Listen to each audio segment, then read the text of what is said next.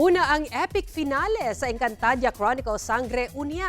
Dunay pasilip sa transformation sa 2016 Sangre Sisters.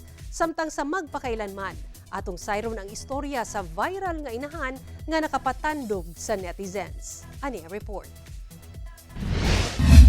Mula sa pagiging magigiting ng mga sangre, ngayon ay ganap na rin kayong mga bataluman. From Sangre to Bathaluman. Kana ang usa sa mga plot twist sa series sa kapalaran sa 2016 Sangre Sisters nga sila Amihan Kylie Padilla, Alena Gabby Garcia, Danaya Sanya Lopez ug Pirena Glyza de Castro. Sumala ni Bathalumang Cassiopeia Solen Yusaf, reward kini tungod sa ilang mga sakripisyo sa Encantadia.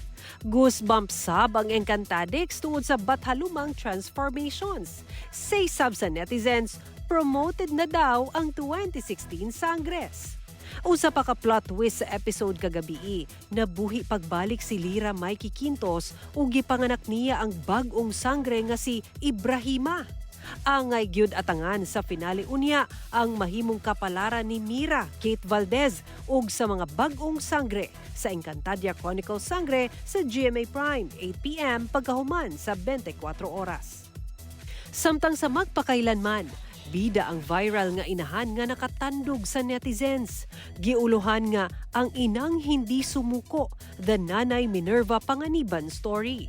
Kini ang unang episode sa 4-part Mother's Day specials sa tibok bulan sa Mayo sa real-life drama anthology nga Magpakailanman.